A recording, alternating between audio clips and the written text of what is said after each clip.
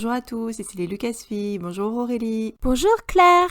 On va commencer en mettant nos lunettes sur le bout de notre nez de façon un peu sérieuse avec une citation tirée de l'ouvrage Femmes de la Galaxie à propos de Paige Tico qui n'apparaît que quelques minutes à l'écran mais son impact est profond sur le récit et sur les spectateurs.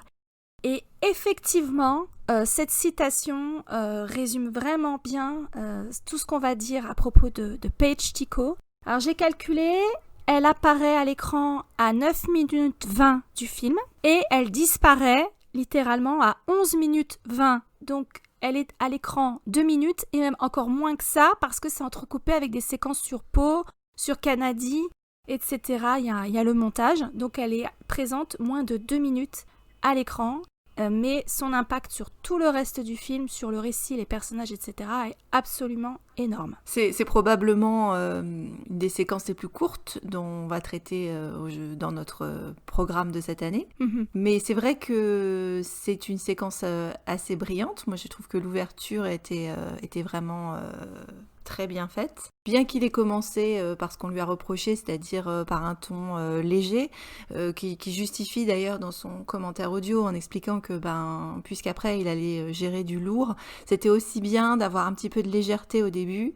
Et c'est vrai que la légèreté, elle dure pas bien longtemps, elle dure le temps de la blague de Polochon, qu'on va pas forcément traité aujourd'hui puisque c'est pas le propos, mais c'est vrai qu'il y a au début les blagounettes sur le général Calinou, puisque c'est Hugs c'est câlin et ta mère machin, etc. Et ça part, c'est tout de suite dynamité par l'arrivée des bombardiers et cette séquence là qui est alors une séquence extrêmement vintage, déjà du look des canonniers, à dire déjà de Paige Tico. Vraiment tu crois que c'est sorti de la Deuxième Guerre mondiale et c'est la manière dont il a filmé, on voit vraiment qu'il est parti en référence surtout les vieux bons films de guerre des années 40. Ouais. Notamment, il avait mentionné un film avec Gregory Peck, je crois que c'est L'Homme de Fer en français, 12 O'Clock High, qui suit la vie, la formation et la mise au combat d'un groupe de bombardiers qui vont pilonner les lignes ennemies pendant la Deuxième Guerre mondiale. Et aussi, on va dire que ça permet de faire un hommage à, on va dire, l'épisode 4, puisque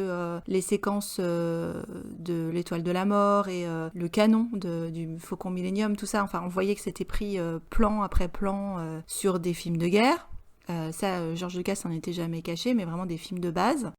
Et donc il y a cet hommage à ça. Et en parallèle, on peut dire que cette séquence-là peut faire penser à la séquence d'ouverture, je n'en vois pas une autre qui est valable, de l'épisode 3 de La Revanche des Sith. Oui. Mais il a fait son commentaire avec la prélogie, on n'est pas du tout sur le même ton ou sur le même message. Absolument pas. C'est-à-dire que là, à travers le personnage de Paige et ce qui arrive à tous les bombardiers, mais c'est elle qui devient un peu la poster girl de toute la flotte des bombardiers, des canonniers, il illustre vraiment quel est le coût humain de la guerre, parce que finalement, on se rend compte que depuis le début de la saga, à part les personnages principaux auxquels on s'attache, même des personnages secondaires comme Dak, dans l'épisode 5 qu'on a mentionné dans une vidéo récemment, ou avec d'autres personnages secondaires qui meurent, comme ceux qui accompagnent Luke Skywalker dans l'épisode 4, dont le fameux Porkins.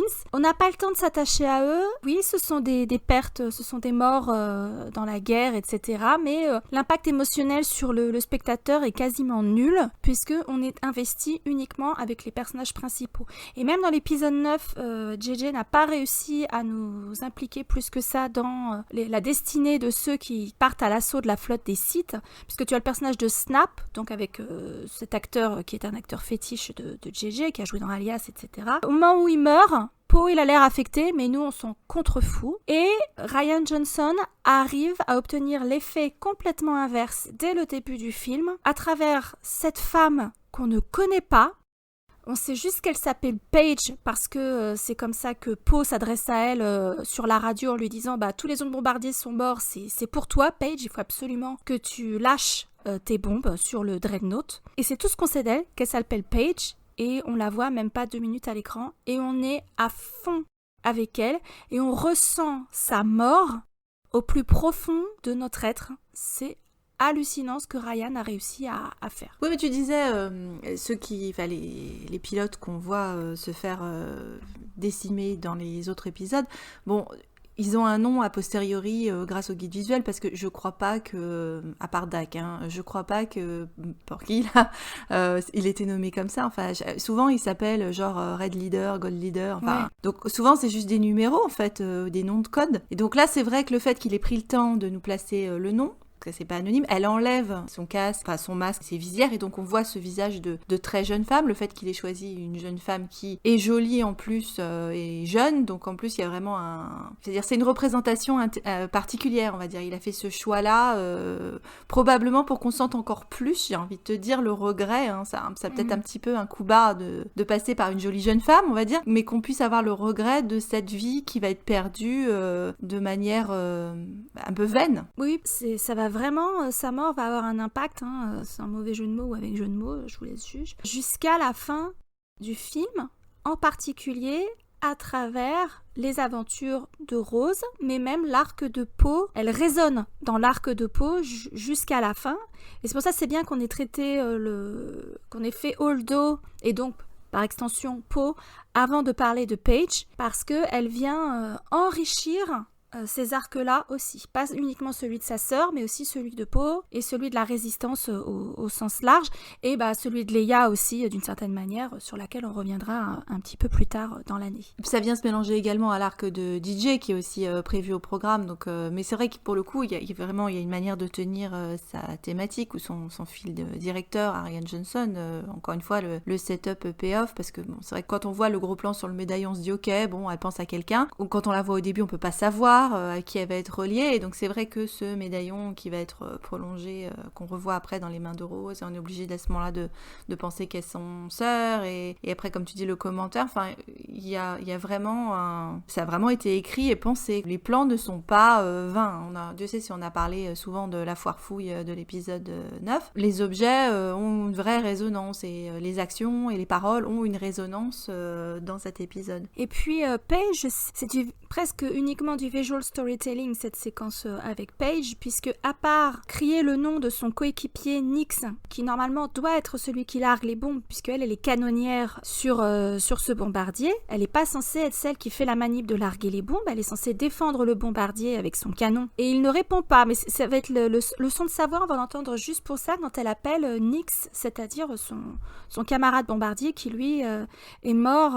je crois qu'il s'est pris un éclat métallique quand tous les autres bombardiers, par effet domino, se sont défoncés les uns les autres. Et ce qui est intéressant aussi dans cette séquence, c'est qu'au début, tu crois que la stratégie de Poe, elle a fonctionné, tu te dis « Ah, c'est brillantissime !» Les mecs du premier ordre, ils font la gueule, etc. Tu te dis « Ah, la vache, il ose, c'est vachement audacieux, voilà. » Il refuse de rappeler les bombardiers au moment où Leia lui en donne l'ordre. Donc c'est là que tu peux te dire « ça sent le pâté, Leia, elle est pas trop contente, etc. » Tu vois arriver les bombardiers avec tambour et trompette.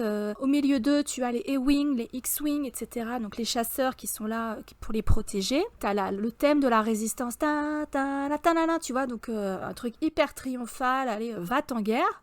Ok, et puis très rapidement, ça vire à la tragédie, parce que typiquement la formation serrée que Tali leur demande de respecter au moment où ils arrivent, c'est ce qui va leur coûter toute la flotte des bombardiers. Ils vont se défoncer les uns les autres par effet domino jusqu'à ce qu'il ne reste qu'un seul bombardier, c'est-à-dire le Cobalt, celui qui est peint en bleu, c'est-à-dire celui de Paige et de Rose, parce qu'on va aussi devoir vous parler de l'univers étendu où Paige est extrêmement présente en concomitance avec sa sœur Rose. Donc ça, c'est important aussi. Ouais, enfin l'arrivée des bombardiers, justement, c'est là que j'aimerais peut-être reparler par rapport à la comparaison avec ou la scène d'ouverture de La Revanche des Sith. C'est que c'est vrai que là, c'était axé sur la guerre, c'est fun. La guerre, c'est de l'adrénaline. T'as les pirouettes et les virevoltes d'Obi-Wan et d'Anakin qui s'envoient des petites piques et puis qui surfent à travers les vaisseaux. Et donc, t'as vraiment cette sensation de vitesse et de pirouette. Et en parallèle de ça, ce que fait Rian Johnson, c'est au contraire. Bon, alors, au début, tu pourrais penser que c'est représenté justement par Poe qui est dans cette... Oui, qui a youhou, oui, voilà, qui reprend ça. Mais au moment où arrivent les bombardiers, ça va nier tout le reste, parce que justement, il y a un phénomène de lenteur qui d'ailleurs préfigure le reste du film, où tu vas avoir cette fameuse course-poursuite de la loose improbable en déambulateur, là, où ils vont vraiment très très lentement. Et l'arrivée de ces bombardiers qui ressemblent à des gros insectes et qui arrivent très très lentement et très très très pesamment et tu te dis bon c'est vraiment pas très pratique leur truc. Dès que tu vois l'objet tu te dis non mais ça semble pas du tout adapté à ce qu'ils sont en train de faire. Et la guerre c'est pas fun en fait. Contrairement à ce qui nous a été présenté dans l'épisode 3. Mais c'était plus fun dans l'épisode 3. Pourquoi ? Parce que, qu'est-ce qu'ils avaient en face d'eux, Anakin et Obi-Wan ? Ils avaient une bande de robots, en fait. Ça n'avait aucune conséquence. C'était du shoot them up de gamins à la salle d'arcade. Et d'accord, mais là, on n'est pas dans le shoot them up de la salle d'arcade. On est dans du lourd, dans du pesant, dans des conséquences graves. Et je reviens sur le fait qu'encore une fois, il est reparti sur le mode vintage, parce que même ce que tu as... Parce que il y a vraiment un travail de montage qui est exceptionnel sur cette séquence. Le montage est vraiment brillant. Et c'est ça qui fait, ce que tu disais avec le visual storytelling, qui fait qu'on est happé vraiment par cette séquence qui est vraiment une magnifique séquence de guerre. Donc là, pour le coup, on peut vraiment parler de ça. Et donc, quand il fait ses coupes avec ce qui se passe sur le cuirassé qu'ils essayent d'abattre, ils ont sciemment choisi un look qui te fait penser au U-boat, quoi, au sous-marin, puisque tu as cette lumière rouge du Fulminatrix. Ouais. Et même, il y a un moment, il y a un des personnages qui est avec un périscope également, donc tu peux pas faire plus lourdingue par rapport à la métaphore du sous-marin. Et bon, même le personnage, l'acteur qui joue Kennedy, qui est un acteur anglais probablement habitué plus à Shakespeare, même dans son physique, je trouve qu'on dirait quelque part, il fait penser un peu à un officier allemand, quoi, vraiment déjà dans du look, il y a ce côté un peu germain, on va dire. Mais dans sa posture aussi extrêmement rigide, c'est vrai qu'il meurt avec énormément de dignité, tu sens que c'est un vieux de la vieille de l'Empire, le mec il a toujours été en uniforme, quoi, toute sa vie. Ouais, le mec avec l'espèce de, comme le télescope, c'est vraiment, on est dans un U-boat, c'est celui qui annonce justement à Kennedy qu'il y a des bombardiers qui arrive et Kennedy qui lui répond pince sans rire, évidemment qu'il y a des bombardiers qui arrivent, il a compris la stratégie depuis le début, contrairement à Hux qui est vraiment un confini. C'était bien aussi pour souligner le fait que les jeunes officiers du premier ordre, les petits merdeux, les petits roquets comme Hux, sont vraiment pas des stratèges, sont vraiment des abrutis. Quand Holdo fera sa manœuvre, c'est pareil, Hux il va mettre 3 plombes à réagir et après ça va être trop tard, et ben là c'est exactement la même chose. Et Kennedy, il illustre un petit peu ça, le fait que lui, il est compétent, mais il n'est pas le général Hux, il n'est pas un fils d'œil, il n'est pas dans les petits papiers de Snoke. Et c'est ce qui va coûter quand même au premier ordre. Juste après Starkiller, sa deuxième grosse perte, c'est le Fulminatrix, c'est ce dreadnought énorme que commandait Kennedy. Oui, mais cette perte énorme, c'est une goutte d'eau dans la mer. C'est l'impression que ça donne par rapport à la petite armée, c'est l'armée de briques et de broc de la résistance, quoi, et qui s'en sort toujours à ras des pâquerettes et qui est composé de gens ordinaires comme toi et moi. Ils sont en uniforme, mais il y a quand même un côté assez informel de temps en temps. Et puis oui, le fait qu'ils fassent le focus, après avoir fait le focus sur Paul, le Happy Flyboy, machin, le héros de service de mes deux, il fait le focus sur cette jeune femme qui est toute frêle, presque perdue, qui flotte dans son uniforme presque, et puis qui est dans cet espace extrêmement resserré, très anxiogène, où il faut monter à des échelles, où tu es entouré par des charges de bombes énormes. Elle a l'air d'autant plus fragile qu'elle est enfermée dans une bombe volante, quoi. Fragilité, c'est le mot-clé. Hein. Moi, c'est un de ceux que j'avais pris en note, c'est-à-dire cette sensation de fragilité, de perte d'équilibre et de bascule, hein, qui est matérialisée par plein de choses. C'est que quand elle est dans son canon, de devoir faire justement déjà une bascule pour repasser à l'intérieur du bombardier. Donc il y a une perte de repère à plusieurs moments, où, un peu comme dans le Kubrick 2001, c'est moins marqué, mais je pense que c'est le même principe, qui est que tu es obligé de changer dans l'espace pour pouvoir... et donc par plusieurs plans, parfois tu sens bien qu'il y a un bascule, quoi. Tu sais pas dans quel sens tu es, tu n'es pas sûr de ce qui va, et qui préfigure sa chute également. Et la fragilité, comme tu dis, avec ces bombes à protons qui sont suspendues comme des petites clochettes en train de vibrer à tout moment. Tu sais pas si ça va lui tomber dessus. Enfin, on dirait c'est une bande de grappes de raisin ou deux dans un... C'est vraiment cette sensation de fragilité, tu la ressens tout le temps. Sa vie ne tient qu'à un fil depuis le début, parce que même quand elle est dans sa canonnière, elle n'est pas protégée comme dans le Faucon Millennium, où tu es quand même dans la coque du Faucon. Elle est dans une bulle qui est une protubérance, en fait, qui est vraiment en saillie par rapport à la carlingue de son bombardier. Et il y a juste une petite paroi de verre ou de plexiglas, en matériaux à eux, qui la sépare du vide intersidéral. Et t'as l'impression que sa position est d'une fragilité. La précarité, ouais, c'est ça. Ah ouais, voilà, il y a une précarité d'entrée de jeu dans sa position. Et puis, oui, tu l'as dit, on perd pied sans arrêt, on est désorienté en permanence. C'est un espace qui est étroit, qui, moi, m'a fait penser aussi à des espaces étroits comme dans le premier Alien ou... Ah ben oui. Ces reportages de la station spatiale internationale où t'es obligé de louvoyer, sauf que là, elle n'est pas en apesanteur. Il y a une gravité artificielle dans le vaisseau, mais quand bien même, faut passer par des boyaux, etc., avec des grilles. Enfin, tout ça paraît extrêmement précaire, fragile, alors qu'elle arrive sur un dreadnought qui est énorme, qui est massif.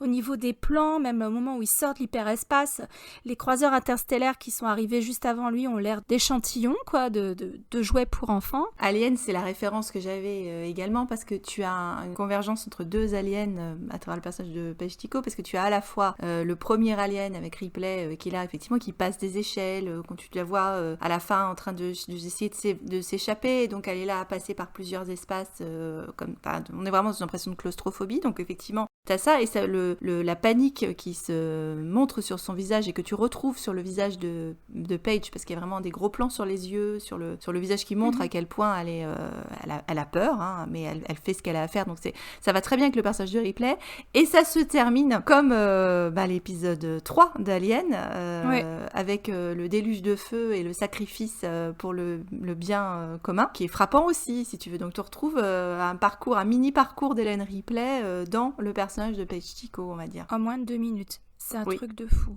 Et en plus... la façon dont elle nous est présentée, dès que Poe a dit « Paige, tout repose sur toi maintenant, il faut larguer vos bombes », donc la caméra arrive sur elle, et tout de suite, comme tu l'as souligné, elle enlève son masque à oxygène, elle soulève ses lunettes, tout de suite, elle sort de l'anonymat, déjà on connaît son prénom, et on a un visage tout de suite. Donc c'est jamais anodin la façon dont on enlève un masque dans Star Wars, c'était très net, y compris dans l'épisode 8, quand Kylo l'enlève à la demande de Snoke et le détruit dans l'ascenseur, c'était très net dans la présentation des 3 personnages principaux dans l'épisode 7, chacun se démasque, c'est jamais anodin. Et bah là c'est pareil, elle retire le masque tout de suite, donc on a son prénom, on a le visage d'une jeune femme qui a peur, qui a les yeux brillants, alors je sais pas s'ils lui ont mis un produit dans les yeux à l'actrice, dont on n'a pas donné le nom encore, hein, qui s'appelle Veronica Ngo Tan Van, j'espère que j'écorche pas son nom, mais c'est une actrice vietnamienne, donc il y a de fortes chances pour que je le prononce pas très très bien. Mais elle a vraiment le regard brillant, presque fiévreux, moi j'ai trouvé. Elle transpire, parce qu'il doit faire chaud dans sa combi là. Et effectivement, il y a la peur sur son regard, mais qui est toujours teintée de détermination. Elle est morte de trouille, elle sait qu'elle va y rester, mais elle est déterminée, parce que les enjeux sont énormes, vu que le Dreadnought va cibler, après avoir défoncé la base sur la planète Dakar, il cible le vaisseau amiral, le Radius. Donc il faut absolument qu'elle largue ses bombes, parce que sinon le Radius, le vaisseau amiral avec tout le leadership, va sauter. L'essentiel de la résistance va disparaître. Mais sauf qu'il va sauter à cause de la connerie de Polochon. On revient toujours à ça. C'est-à-dire que normalement, le but de la manœuvre, c'était juste de gagner du temps. Normalement, il fallait même pas faire venir les bombardiers, il fallait juste perdre du temps pour que la base finisse de s'évacuer, qu'ils puissent partir ailleurs. Ils savent pas à ce moment-là qu'ils ont un tracker, évidemment. Donc pour eux, c'était un échappatoire, exactement comme sur Hot. Donc en plus, là aussi, commentaire intelligent de Rian Johnson qui reprend. Alors on est quand même arrivé à placer 3 références intrinsèques à Star Wars, donc l'épisode 4 pour le côté vintage, le sauvetage de la base de Hoth que tu retrouves par rapport au sauvetage de la base de Dakar et donc l'épisode d'ouverture de la revanche des Sith. Il arrive à placer tout ça, on est sur 3 minutes, hein, comme on a dit. Et donc, parce que Polochon avait la folie des grandeurs et a dit je vais bousiller un cuirassé parce que ça me fait bien plaisir, chose qui effectivement devrait normalement nous plaire en tant que spectateur, parce qu'on a vont prendre cher, on va vers de la destruction, ça va péter de partout, ça va être trop bien. Bon, sauf que s'il n'avait pas eu cette hubris-là, il n'aurait pas mis en danger, non seulement la flotte de bombardiers qui va se faire exterminer, mais également le vaisseau de Leia et le haut commandement, parce que il a laissé le temps à Kennedy de dire c'est bon, on va arrêter de cibler la base, on va aller leur bousiller leur vaisseau amiral.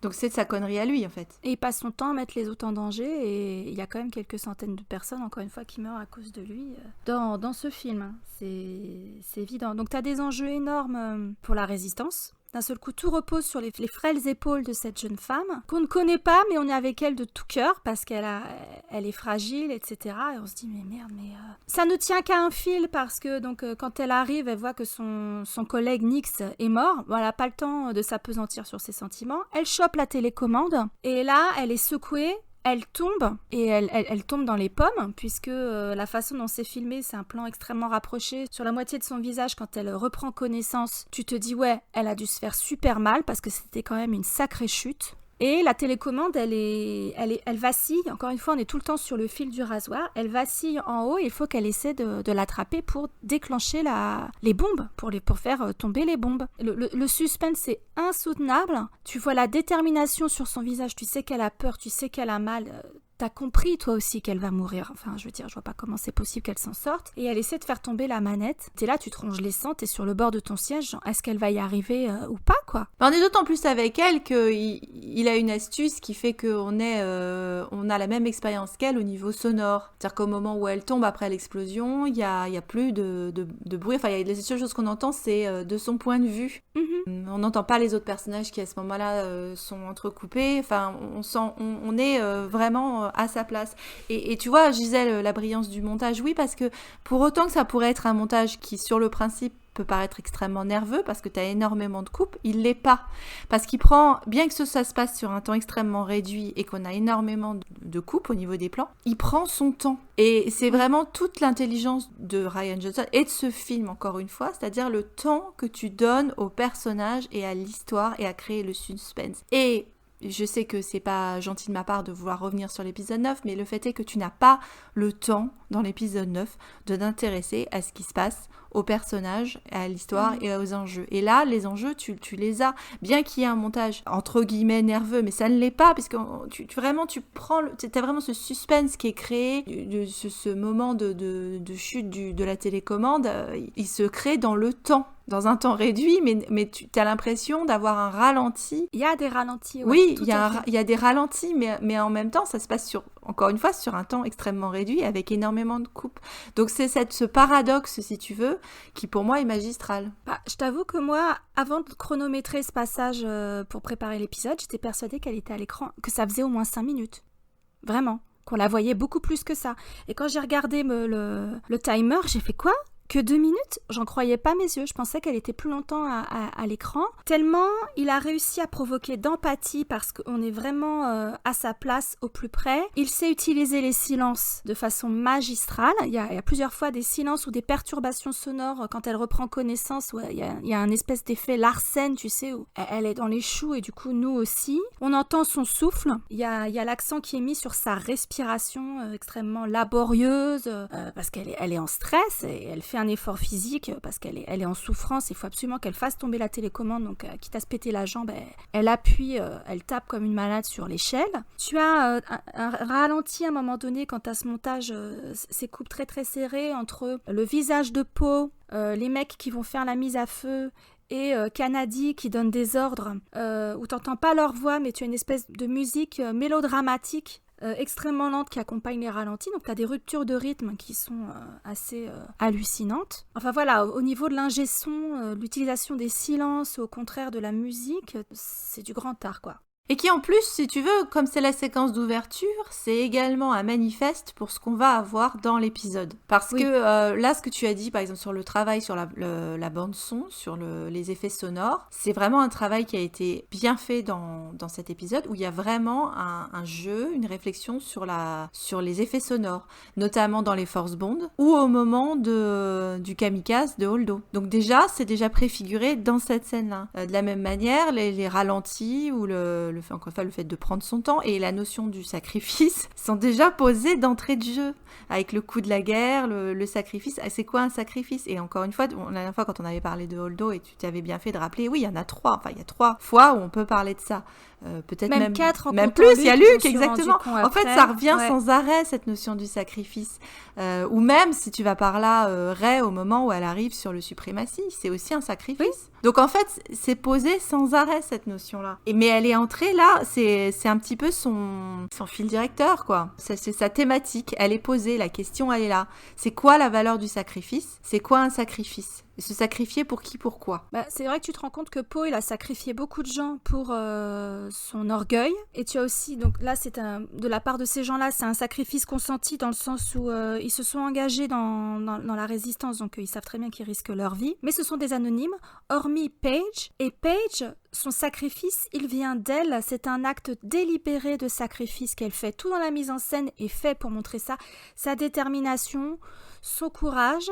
On découvre plus tard, en raccrochant les wagons, qu'elle l'a fait aussi pour protéger sa petite sœur qui était sur les vaisseaux visés dans la flotte des résistants. Au moment où elle va pour choper la télécommande, donc tu as les cordes, tu as les violons qui sont omniprésents, donc ça donne toujours un aspect extrêmement dramatique, et puis le poids de la fatalité. Ensuite, tu as le silence quand la télécommande la dépasse et tu te dis « Oh putain, c'est mort !» Et au moment où elle attrape la télécommande contre, vraiment toute probabilité, et qu'elle appuie, tu as à nouveau une musique plus présente avec les cuivres qui arrivent. Les cuivres, en général, ça a une connotation triomphante, etc. Mais là, la façon dont John Williams les a utilisés, c'est pas vraiment triomphant. C'est vraiment la victoire amère, quoi. C'est vraiment très, très astucieux. En termes de mise en scène, tout est réuni pour qu'on soit à fond avec cette jeune femme, qu'on soit suspendu à son destin, à ses gestes, parce qu'il y a des enjeux énormes. Et en même temps, sa destinée à elle, en tant que personne, nous touche profondément. On est vraiment dans l'empathie avec elle dès le départ. Chapeau. Chapeau le réalisateur, là j'avoue que... Et l'actrice aussi, parce que l'actrice, elle joue très bien, mais... Par rapport au geste, le fait que le geste soit ce qui préfigure le discours de Rose, effectivement, puisque c'est déjà... Elle a la main sur la moitié de médaillon qui est la reliée à sa sœur, donc comme tu l'as dit, pour elle, le sacrifice, il n'est pas fait pour dégommer un bombardier, il est fait par rapport à sa petite sœur et à protéger les résistants dans leur fuite. Et si tu vas par là, moi, ça me fait penser à un autre film culte en termes de bombardier, c'est-à-dire le Docteur Folamour de Kubrick. Où là, quand tu largues les bombes, t'as le Major Kong, voilà, le Major Kong qui part sur sa bombe pour tout faire exploser. Et comme s'il partait au rodéo. Ouais, exactement. Et c'est fun victoire, etc. Et ça fait du bien de larguer les bombes. Sauf qu'il y a un côté, voilà, un petit peu abruti de base du truc. Et là, en comparaison, c'est pas ce que t'as. C'est-à-dire que tu as justement quelqu'un qui se rend compte de la valeur de la vie et de ce qu'elle est en train de perdre. Et tu le sens dans la tristesse de ce dernier moment, mais en même temps de l'amour qu'elle a pour sa sœur, ce qui encore une fois préfigure les autres questions qui sont débattues, qui est sauver le discours de Rose, c'est-à-dire sauver ce que tu aimes et non pas détruire ce que tu détestes. Et on se retrouve encore avec la contradiction entre les volontés de Polochon là et puis le message de Leia ou de Holdo. Et ça aussi, le fait que tu vois, c'est peut-être ça aussi qui a énervé, et peut-être que certains sont passés à côté de la brillance, c'est que d'entrée de jeu, il a choisi une jeune femme pour faire ça. Il aurait pu prendre un jeune cadet. Peut-être que ce serait mieux passé si ça avait été un jeune homme qui était avec le médaillon de sa fiancée, qui était le cliché, on va dire, du film de guerre, d'avoir la petite photo de sa petite chérie. Pense Captain America, par exemple, ce genre de truc. Ce serait peut-être mieux passé. Là, c'était une jeune femme qui, du coup, pensait à sa sœur, donc il n'y a pas d'attachement romantique ou rien du tout. Et donc, ça préfigure le fait que les femmes vont effectivement avoir, tu parlais d'impact, un impact sur la guerre et sur le discours de la guerre. C'est pas anodin qu'il ait choisi presque exclusivement des femmes pour illustrer ce propos de sauver ce qu'on aime et des hommes pour détruire ce qu'on déteste. Parce que t'as Poe quasiment tout le long du film et tu as Finn au moment du sacrifice où il essaie de se sacrifier sur Crate et une femme l'en empêche. Donc on boucle la boucle et lui donne cette ligne de dialogue qui est la morale, un des thèmes fondamentaux du film, mais plus largement de Star Wars et qu'on aimerait voir traité plus souvent dans les films de guerre. Ça se fait de plus en plus, mais c'est pas encore ça, quoi. Typiquement, moi, ça me fait penser aussi au moment où Tom Hanks meurt à la fin de « Il faut sauver le soldat Ryan », quand il dit à Ryan, donc à Matt Damon, « Montre-toi digne de cela, earn this », c'est-à-dire « Montre-toi digne du sacrifice qu'a fait toute ma compagnie pour que toi, parmi tous tes frères, tu survives. » Et où tu retrouves le personnage du soldat Ryan des décennies après, donc dans le cimetière, je crois qu'ils sont à Colville, ils sont dans un des grands cimetières près de l'épalage du débarquement, et il demande à sa femme, « Est-ce que j'ai été un homme bon? Est-ce que j'ai été un homme bien ?» Et elle le rassure, lui dit, « Oui, tu as été un homme bien, bien sûr. » Et moi, ça me fait un peu penser à ça. si tu veux. Je suis peut-être partie off-topic, mais... Bah non, c'est pas off-topic, puisque justement, je pense qu'il y a un concentré de films de guerre et d'hommages aux films de guerre là-dedans. Ryan Johnson, je pense qu'il aime bien explorer les genres. Bon, bah là, il avait la possibilité de faire ça, de faire, encore une fois, le film vintage, hein, dans le look. Même fois, le fait que... Ça, tu peux le voir que dans le dictionnaire visuel, hein, parce que clairement, tu le vois pas.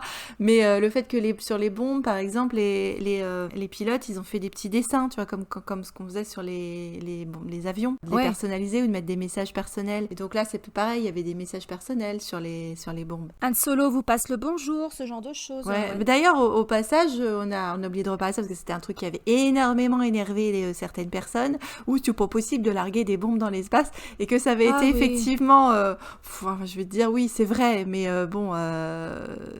c'est parce que c'est vrai que encore une fois, c'était tellement vintage que tu sentais que c'était vers ça qu'ils voulaient aller. Du coup, ils ont annoncé dans le dictionnaire visuel pour contrecarrer ça que bah non, en fait, c'est pas tellement qu'ils les larguent, c'est parce qu'elles ont un système d'aimant. Nous, on s'en fout complètement, mais pour ceux que ça intéresse, on le dit quand même, qu'il y a un système d'aimant qui permet d'attirer les bombes sur leur cible. Parce qu'on le sait, oui, il n'y a pas de gravité dans l'espace, même dans Star Wars.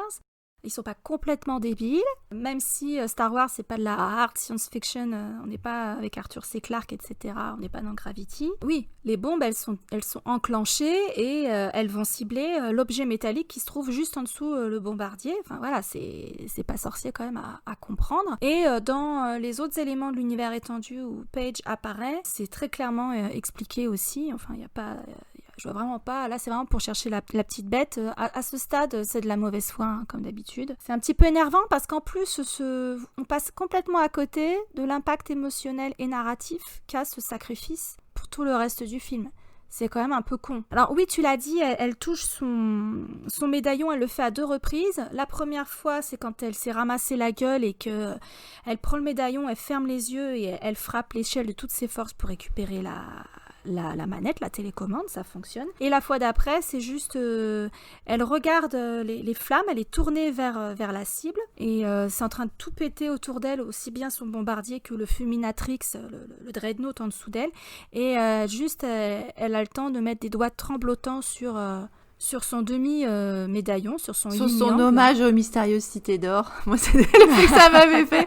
Je m'attendais à entendre Esteban Zilla à tout moment en musique. Donc, on n'a vraiment pas le sentiment d'une victoire. On a le sentiment de gâchis, de quelqu'un qui a fait son devoir mais qui est mort connement. Kennedy meurt juste après avec énormément de dignité. Lui pareil, c'est un personnage qu'on voit pas longtemps mais qui attire la sympathie, même s'il est pas dans le bon camp, qui attire la sympathie du spectateur, qui est extrêmement digne, ce que Hux n'est pas du tout d'entrée de jeu, puisque Polochon attaque avec des blagues sur sa mère. Hux est complètement décrédibilisé au sein de sa passerelle, de ses sous-officiers, etc. Kennedy, lui, reste digne jusqu'au bout. Et on se dit, merde, on aurait bien aimé passer un peu plus de temps avec lui aussi, celui-là. Donc. Et puis, ça fait le lien aussi avec la réaction de Leia, qui est soulagée parce que du coup, sa flotte va pouvoir partir dans l'hyperespace. Elle n'est plus la cible du Dreadnought qui est en train d'exploser. Par contre, à peine elle a posé ses fesses sur son siège, qu'elle regarde l'écran de contrôle et elle voit tous les vaisseaux qui apparaissent en rouge. Et là, elle est désespérée. Pendant que les autres autour d'elle font la teuf, et là tu te dis bonjour la dissonance cognitive, parce qu'effectivement comme tu l'as dit, nous au moment de l'impact, normalement on n'est pas en train de se réjouir parce qu'on est censé bien sentir que c'était un moment de tragédie et pas un moment de victoire. D'ailleurs même Poe sur le moment il accuse le coup, hein, il n'est pas en train de faire youhou, hein,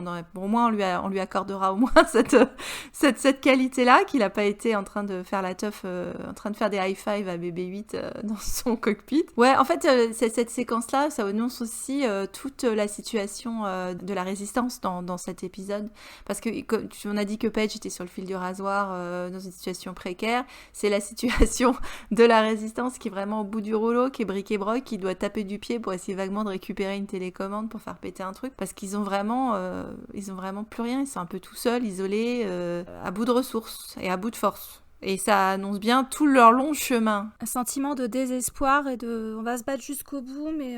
C'est pas de gaieté de cœur, monsieur, dame.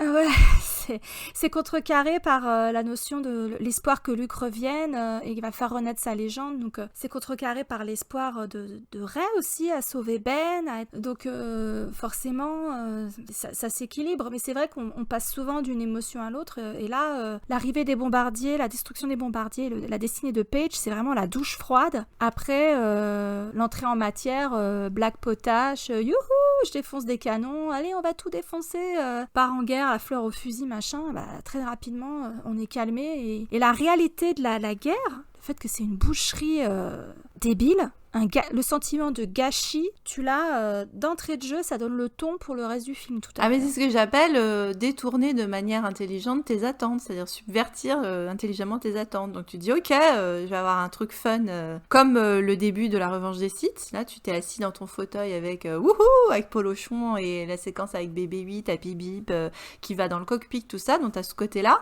Et puis d'un coup on te dit ah mais non, ça va pas exactement se passer comme ça.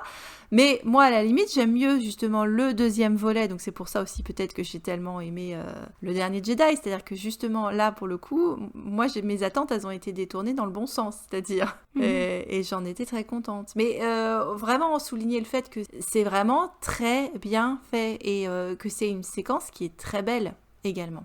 Ah oui, c'est un pur moment de joie de cinéma. C'est pas de la joie qu'on éprouve en tant que spectateur parce qu'on est dans l'empathie avec cette jeune femme et c'est une tragédie à laquelle on assiste. Mais c'est un pur moment de plaisir de cinéma. Tu sens quand même que Rian Johnson, il maîtrise son truc et avec très peu de moyens, il arrive à te faire éprouver une empathie de dingue pour une inconnue. Ce qui est vraiment une inconnue. Et ensuite, ça va résonner donc avec la réaction de Leia. Ils sont tous là, youhou, machin. Et elle est dévastée. Et ensuite, on va faire le lien avec Rose. Et la première fois où on voit Rose, d'abord, on l'entend pleurer. On est à la place de Finn, qui pareil est un héros de l'épisode 7, youhou, qui va bien nous décevoir aussi, parce qu'il faut qu'il grandisse. Comme Poe, et on aperçoit Rose, et le premier truc qu'on voit, c'est qu'elle est dévastée en train de chialer sur « Tiens, l'autre moitié du médaillon !» Puis ces deux femmes asiatiques. Ok, c'était sa sœur. Ok, ça y est, on a compris. Et la présence, plutôt l'absence de Paige, on la voit tout au long du film. À chaque fois qu'il est question du médaillon de Rose, ça revient quand DJ lui réclame le médaillon pour faire son travail et que Finn lui dit non mais attends, t'as aucune idée de ce que ce médaillon représente pour elle.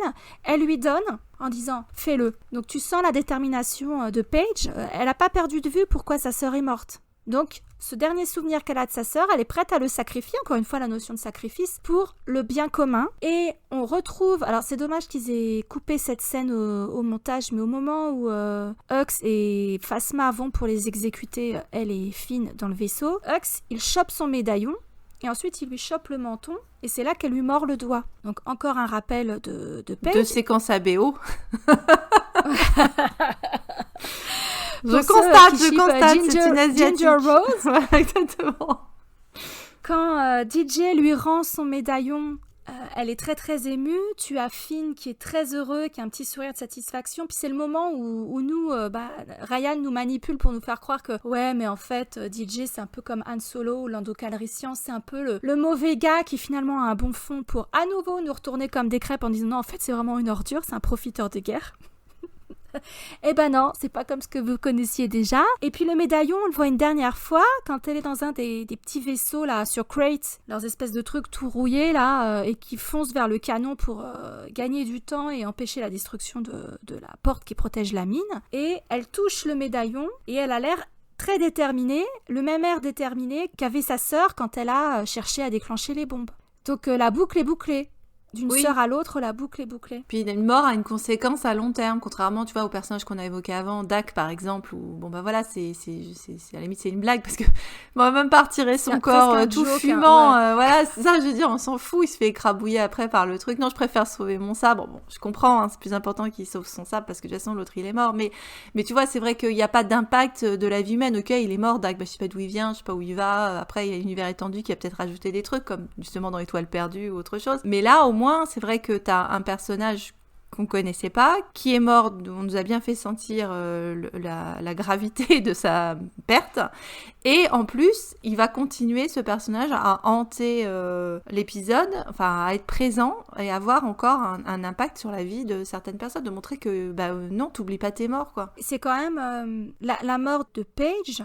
Tu te dis, quand Rose empêche Finn de se sacrifier, forcément elle pense à sa sœur qui s'est sacrifiée, parce que quand elle arrête Finn, qu'elle le tase et qu'il reprend ses esprits, il lui dit non mais faut que j'aide mon ami, etc. T'es qu'un espèce de déserteur, ma sœur vient de mourir pour protéger la flotte. Elle est super vénère.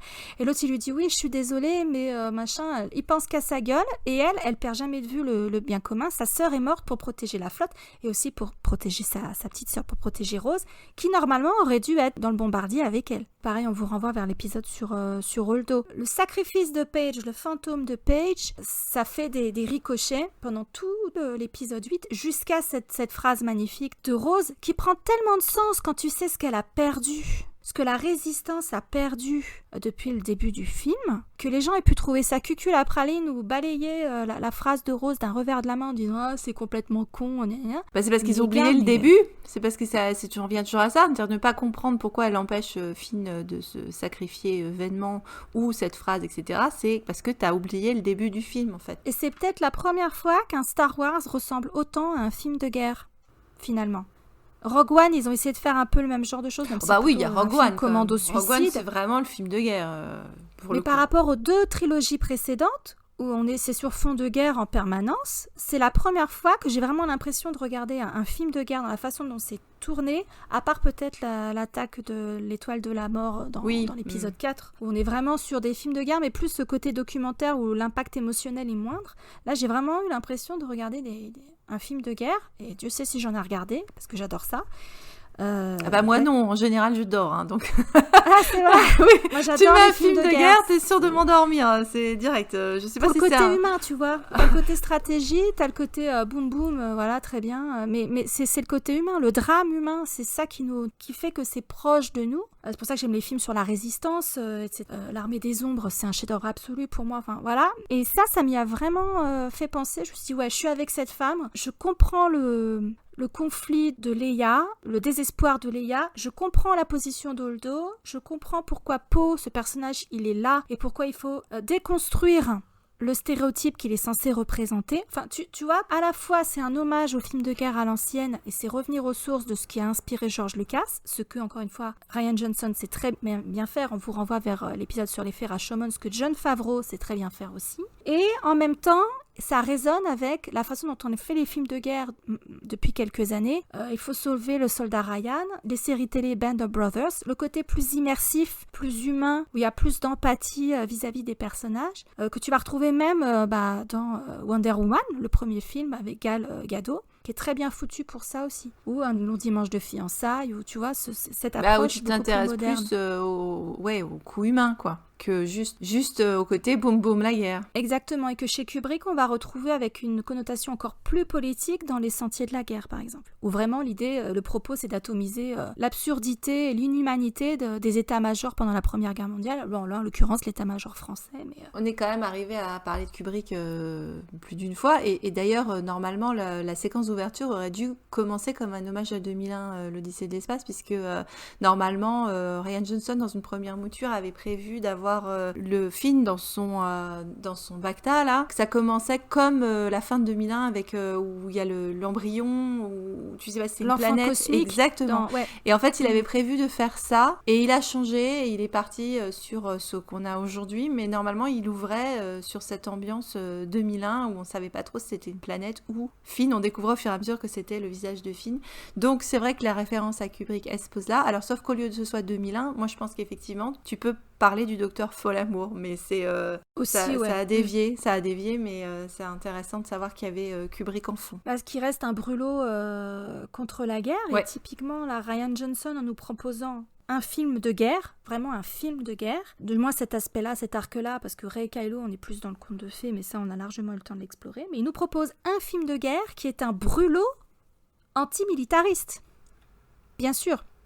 C'est une ode à la paix, c'est une ode à la diplomatie, c'est une ode à l'énergie féminine qui est en chacun de nous, hommes ou femmes, et qu'on doit canaliser pour approcher même les conflits de façon plus constructive, vraiment sauver ce qu'on aime au lieu de détruire ce qu'on déteste. Enfin voilà, on est complètement là-dedans, et le propos se tient de bout en bout du film, notamment par la présence puis la très très lourde absence de Paige Tico. À chaque fois qu'on continue à creuser sur ce film, on découvre des pépites, enfin...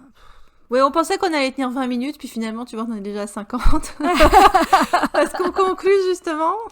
Alors, moi, j'aurais bien aimé quand même faire un aparté sur la présence de Paige dans l'univers étendu, parce qu'elle est vraiment omniprésente. Dans la novélisation junior, elle est sur 4 pages en tout dans le chapitre 2, donc évidemment, sa présence n'est pas très... Mais le chapitre commence par son prénom, Paige, et ensuite on a la réaction en chaîne avec les bombardiers. Et moi, je me souviens très bien d'une leçon en français qu'on avait eue. On avait étudié l'assommoir, et l'assommoir commence avec Gervaise qui se penche par la fenêtre, voilà. Et quand tu commences un chapitre ou un bouquin avec le prénom du personnage, c'est pour être en immersion et en empathie, enfin en résonance en tout cas avec ce personnage. Tout de suite, tu es investi avec ce personnage. Et ça a été fait d'un point de vue littéraire dans la novélisation junior, ça a été fait d'un point de vue cinématographique dans le film, puisqu'on a le prénom et immédiatement on a le visage qui se révèle quand elle enlève son masque, ses lunettes, etc. Donc moi je trouvais ça intéressant, la transposition finalement de ce que Ryan a fait en mise en scène d'un point de vue littéraire dans la novélisation junior. C'est dommage que ça n'ait pas été approché comme ça dans la novélisation adulte, où là on voit la séparation, c'est au chapitre 2 toujours, la séparation entre les deux sœurs qui tapotent leurs médaillons, qui se partagent leurs médaillons et qui disent « je serai toujours avec toi », etc. On a une nouvelle dyade. C'est vraiment amené comme une dyade, la relation entre les sœurs dans la novélisation. Pas plus réussi, hein. Ce sont adulte. Pas des jumelles évidemment, mais normalement Rose est la petite sœur. Hein. Il dit dans le roman que les sœurs Tico partageaient un lien extraordinaire, qui aurait paru extraordinaire même si elles avaient été des sœurs jumelles, ce qu'elles ne sont pas puisque Paige avait 5 ans de plus que Rose. Donc il a quand même pris le temps, Jason Fry, en accord avec Ryan Johnson, d'écrire ça. Donc on a vraiment la sensation que c'est une dyade, c'est un déchirement, on les sépare. Et moi, en relisant ce truc, pareil, pour préparer cet épisode, j'ai repensé à ce qu'on avait dit pour Étoile perdue, pour Sienna et sa sœur et le bracelet. Tout à fait. Voit à travers mes yeux. Et à chaque fois qu'elles touchent leur médaillon, elles pensent à leur sœur, en fait. Ouais, c'est pour ça que c'est d'autant plus moche ce qui s'est passé dans l'épisode 9, en dehors que c'est moche pour Rose. Du coup, c'est moche également pour Paige, parce que virer Rose de l'épisode 9, c'est aussi une manière de virer Paige. Ah bah c'est une insulte aussi à ce personnage. Bah pareil, par effet domino, c'est une insulte à ce personnage. Alors Paige est aussi très présente dans les comics. BD, ouais, beaucoup. Dans les bandes dessinées. Et à chaque fois, l'insistance est mise sur le fait qu'il y a énormément de complicité entre les deux sœurs, qu'elles ont appris à piloter ensemble, qu'elles sont entrées dans la résistance ensemble, qu'elles se connaissent par cœur, etc. Et que à chaque fois, c'est Rose qui voit Paige comme une héroïne, mais Paige voit aussi sa sœur Rose comme une héroïne. C'est juste que elle, son approche est moins spectaculaire. Tu crois que c'est juste une mécanicienne, et puis finalement, elle devient une héroïne, même d'action, dans l'épisode 8. Et puis, moi, des livres que j'aime beaucoup, alors je crois qu'ils n'ont pas été traduits, ils ont été écrits par Jason Fry, les deux. Hein. Il a bien creusé sur les sœurs, c'est les studios International Fun, c'est les journaux. Donc, tu as le Bomber Command, qui est le journal de Paige, qui est génial si vous voulez apprendre comment était la vie sur les bombardiers, etc. Sa complicité avec Rose, qui était donc postée sur le bombardier jusqu'à l'évacuation de Dakar. Et puis évidemment, ça résonne dans le bouquin Rose Tico, Resistance Fighter, qu'on a bien aimé toutes les deux. Oui, qui est plein de petites anecdotes. Paige, elle est omniprésente dans l'univers étendu autour du dernier Jedi. J'ai envie de dire aussi parce que ce qui accompagnait le dernier Jedi était beaucoup plus fourni et beaucoup plus sympathique que ce qui accompagne l'ascension de Skywalker. Ouais. D'ailleurs, il n'y a pas grand-chose qui accompagne l'ascension de Skywalker. On revient encore à ça, c'est-à-dire qu'il n'y a pas énormément... Visiblement, ils ont mis ça à l'as, en dehors des novélisations. Ils sont déjà passés à autre chose, c'est le projet Haute République. Vraiment, il y a une manière de foutre ce film sous le tapis. Hein. Ça va devenir vraiment le tonton dont tu as honte dans les réunions de famille. Hein. Je pense qu'avant c'était la prélogie, mais maintenant je crois que l'ascension de Skywalker a volé la vedette à la prélogie dans le truc embarrassant que tu vas finir par planquer dans le placard, quoi. La prélogie, elle a un point très fort pour elle, c'est qu'elle a une cohérence narrative et visuelle. C'est vraiment 3 films qui ont été pensés par le même mec et d'un jet, ou presque. À défaut de quelques ajustements, genre souvent dus à un parasitage de l'univers extérieur, enfin du monde extérieur, notre monde à nous, et du fandom toxique, en l'occurrence, par exemple, l'évacuation pure et simple de Jar Jar. Mais il y a quand même une énorme cohérence, et même une cohésion visuelle, jusqu'aux posters qui sont dans la même palette, la même présentation, le même style, enfin, que tu n'as pas dans la postlogie, qui, moi, me choquait pas entre le 7 et le 8, mais à partir du moment où tu prends en compte le 9, oui. Tu sens effectivement qu'ils ont eu moins de temps pour faire le scénario. Il y a eu un marketing dégueulasse, faut le dire quand même. Les posters sont moches, quoi. Mais au passage, j'aimerais quand même traiter un point d'actualité, puisque tu me lances là-dessus, sur le fait qu'on a vu passer la possibilité de décanoniser la postlogie, ou d'en faire une possibilité alternative. Alors, bon, Dieu sait si on n'est pas contre les mondes alternatifs avec le monde entre les mondes. Ça nous semble quand même... bon, je sais bien que maintenant, on peut s'attendre à tout, de la part de DLF, on va rester prudente, mais ça semble quand même un petit peu difficile qu'ils décanisent. Perché, ouais, voilà. Perché. Pour leur première trilogie depuis leur rachat et le fait que, comme tu le disais justement Aurélie quand on en discutait, c'est quand même la dernière performance de Carrie Fisher. Dire que, voilà, la princesse Leia, non, c'était juste un one-shot possiblement parallèle alternatif, ça semble un petit peu compliqué quand même. Ah, puis je pense qu'ils n'arriveraient pas à réembaucher Mark Hamill et Harrison Ford pour un reboot quel qu'il soit. Et puis, ce serait vraiment un manque de respect par rapport aux performances de leurs acteurs, à commencer par Adam Driver, qui va bien finir par décrocher un Oscar, pépère. Si c'est pas encore l'année prochaine, ce sera l'année d'après, enfin, aucune inquiétude là-dessus. Je vois pas comment ils pourraient le faire, ce serait vraiment, mais complètement idiot. Maintenant, il faut laisser les choses se tasser et passer à autre chose. Enfin, je veux dire, ils ont une galaxie sur des millénaires. C'est pas les possibilités qui manquent. Passer à l'épisode 10. Ouais, mais la seule limite, c'est leur imagination. Mais s'ils ont un problème avec ça, des vélos. Preuve qu'elle a été très limitée. On a pu le voir avec l'épisode 9. Un petit tacle au passage. Je suis désolée. Je sais bien que ça fait style, mais on sent obligé. Moi, j'en ris. Je dis qu'il vaut mieux en rire qu'en pleurer. Il faut nous évertuer à défendre ce que l'on aime, en l'occurrence l'épisode 8, grâce à cette très riche sœur, et ne pas détruire ce que l'on déteste, l'épisode 9. Mais ça n'empêche pas de pouvoir s'en moquer, voilà. Exactement, s'en moquer gentiment, parce que bon, là, il s'est passé des mois et des mois, et je pense qu'on a eu le temps de faire notre deuil, mais... Ouais, voilà. Plus on s'intéresse à l'épisode 8, même sur des scènes qui durent même pas 2 minutes, plus on a le sentiment de gâchis, encore une fois, de gâchis. Donc... Mais bon, pour faire son deuil. Je vais juste redire que le montage de l'épisode 9 était dégueulasse. Voilà, c'est tout. Par rapport au montage. Ou même au son, tu vois. Encore une fois, je dis qu'au niveau de la technique, on était arrivé à un certain niveau dans l'épisode 8. Et ça s'est perdu dans l'épisode 9. C'est tout. Je pense que tu as mis le doigt sur un truc. J'en ai mis 15, c'est bon. Ryan, il a pris le temps, mais aussi il a eu le temps d'écrire son script. Puisqu'il était sur l'épisode 7, il regardait ce qu'il a, il a pu faire les modifs. Je pense qu'il y a eu une sérénité au niveau du timing pour qu'il fasse son film, dont JJ et Terrio, à leur décharge, n'ont pas disposé. Donc, et ça se sent aussi bien au niveau de l'écriture qu'au niveau du montage. C'est pas anodin du tout au niveau de la prod. Ryan, ça a été beaucoup plus confortable pour lui que pour les 2 autres zozos, même si je les apprécie pas, je pense qu'il faut au moins leur reconnaître ça. Ils partaient avec un handicap certain, quoi. Mais bon, ça ne nous empêche pas, nous, de déguster, encore une fois, cet épisode 8, dont on n'aura jamais fait le tour. J'espère que cet épisode vous aura plu. Nous, on s'est fait plaisir, Claire? Oui. Puis toi, t'es contente, t'as enfin fait le tour des sœurs Tico. Tu en as pu voir les deux. On a eu les 2 sœurs.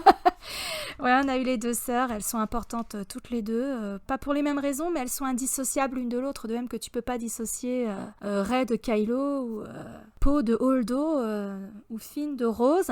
Ouais, parce on voit quelqu'un qui fait bien son deuil, si tu veux, dans cet épisode. C'est ça. Voilà, c'est important. On rappellera ça quand même, l'importance de pouvoir faire son deuil. Ouais, et c'est valable pour nous aussi. Sur ce, on vous laisse. On espère que vous passez un bon été. On se retrouve le mois prochain pour continuer à parler de Rose et de Finn, hein, puisqu'on va s'intéresser à DJ. Et par Air DJ, on va pouvoir vous faire vibrer sur les discothèques, sur toutes les plages de France et de Navarre. Voilà, ce sera très approprié. Donc on vous dit à très bientôt pour la 8e heure. Ça tourne, hein. À bientôt la fin. À très bientôt. À bientôt.